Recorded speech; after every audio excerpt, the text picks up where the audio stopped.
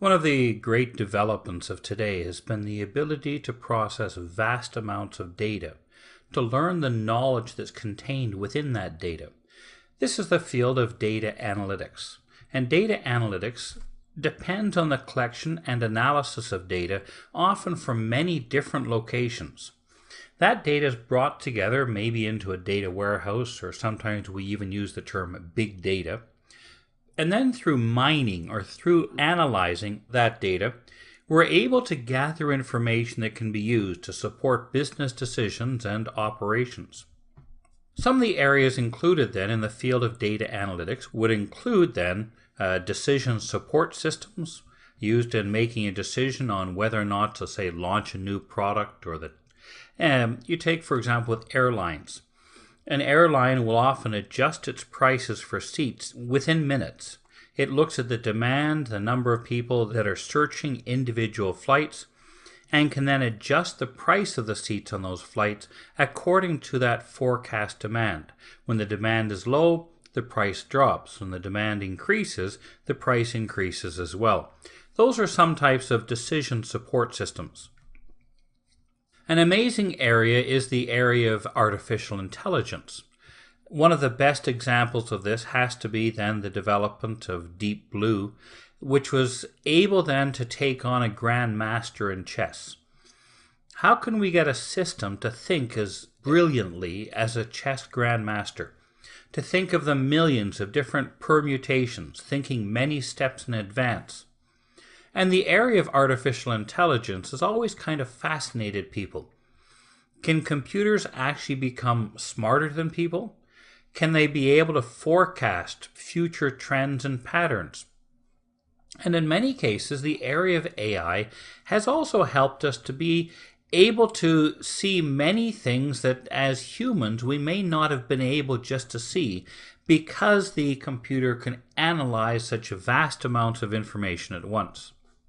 We also use these in knowledge management systems, and knowledge management systems are often used to try to support business activities, help with problem solving, help a doctor, for example, to do a diagnosis, so they're able then to take and feed in various symptoms, various conditions, and a knowledge management system will do data analytics to be able to find what actually then from that could be the possible root cause of what the doctor is looking at. We use these a lot in business intelligence, being able to support business operations, such as how to learn more about our customers' buying patterns and potential sales.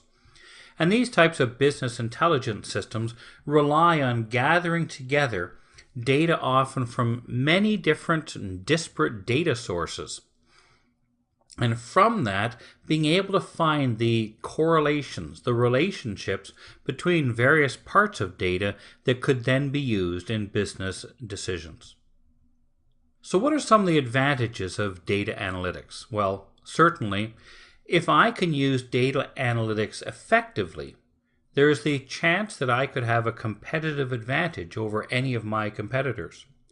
If I can see a trend developing before anybody else, I can already begin building and supporting that trend, so that when that trend really catches fire, I'm already there, and my competitors may be weeks or even months behind. The thing is that we have vast amounts of data available. In many cases, many organizations will contribute their data together, so we can take all of that data from many locations and be able to process that vast amount of data to find what is in there. It's sort of like digging through a mountain to find flakes of gold.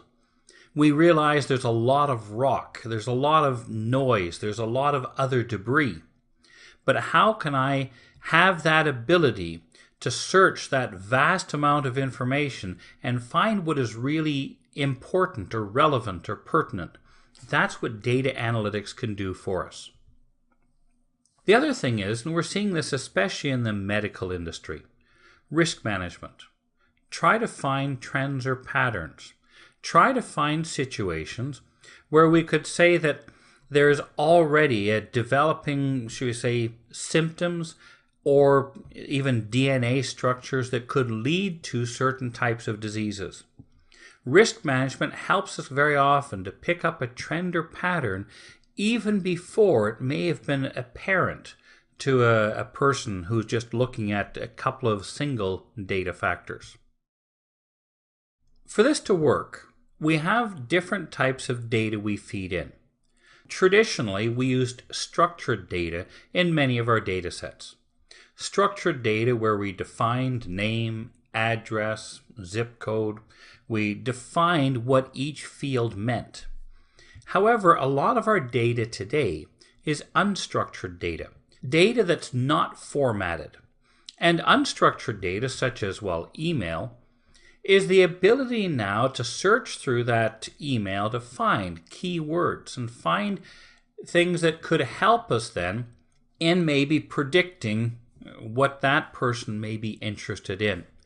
And the ability of data analytics today to move from simply managing structured data to being able to move and actually then do analytics on, should we say, unstructured data is really certainly an advantage in today's world. So what is data analysis? It's finding those little relationships, the correlations in data. Now, when we do this type of data analysis, the results of it is knowledge about our data, and we call that metadata.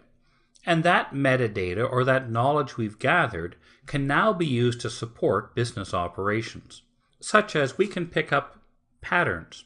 What do people buy together? Many of you have noticed this if you're doing online shopping. You look at one product and maybe purchase one product, and very often it'll come and say people who bought this also bought this. It is a type of data analytics, being able to hopefully every customer that comes to our site now, if we can sell them 2 or 3 products instead of one, that's called profit. And that's looking at those buying patterns. What did people often buy together? We can look for trends where we see a movement towards a certain type of activity, whether or not it's travel, whether or not it's some type of entertainment. And being able to pick up on those trends may help us to be able to target, market, and sell based on being able to notice this developing trend. We can also use data analysis in forecasting. Forecasting is the ability to predict the future. What is going to be the future needs of, anything from memory to supply chain to bandwidth. If I can see what the future is going to be and I can be prepared for it, possibly before anyone else is. Now these are used a lot in what we called earlier decision support systems. And a decision support system does exactly what its name says. It supports then the decisions to be made by management. These are often used in forecasting sales, patterns, trends, and quite often both from a short-term to a long-term change in sales.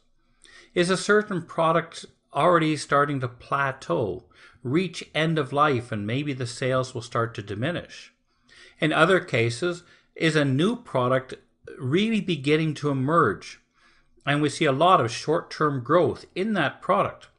Well, the mistake always is to then react too late so that I expand then that product offering just to the point that the demand kind of flattens and doesn't increase. So the idea behind this, of forecasting these types of trends and changes, can help us to be ahead of, we often say ahead of the curve, but ahead of then what's actually happening and prepared for it. This means often we can compare sales results over different reporting periods. This is always a little bit of a problem because many of our sales are cyclical. We sell more at certain times of the year than others. We'll all of a sudden have a great increase in sales for a couple of days, but then that'll drop off. I want to make sure that the decision support systems are smart enough to realize what is merely a short-term change and what is actually a longer-term change as well. We can compare variance from one reporting period to another. This allows us to see whether or not things are actually continuously increasing, or maybe is it just a cyclical pattern that's built in. A lot of this is based on the concept of data warehousing. And data warehousing, or massive databases, have been around for many years already. A data warehouse gathers data from many sources, often different companies. And then, doing analytics, or we often call it data mining, we go through that data in order to be able to find what is the valuable information or metadata contained within that data warehouse. The results then of our data mining are then used. They get fed back into the process so we can refine and even increase the value and accuracy of the data that we've gathered as well. This is used a lot in systems like CRM systems, allowing us to understand our customers, understand what our customers' needs are, forecast and be able to address those needs effectively through a customer relationship management system. A CRM system takes what used to be many different systems. Maybe we had a work order system, we had a trouble ticket or warranty system, we had a customer profile system, and all of these different systems operated independently.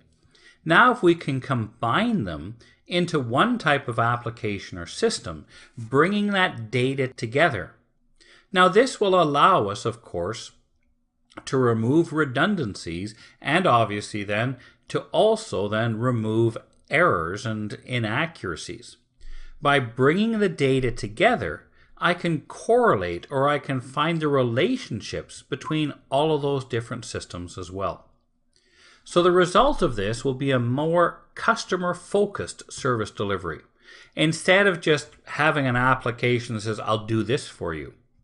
No, we have a service delivery now that when a customer calls, we can provide multiple types of support for them.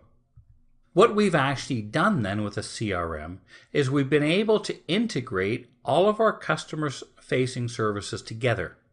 When a person calls in on the phone or they contact us through the web, we will be able to then provide them all of the services they may need. Anything from paying a bill to ordering a new product to even, of course, filing a warranty claim. All through one integrated system rather than individual systems with, of course, individual, should we say, functionality.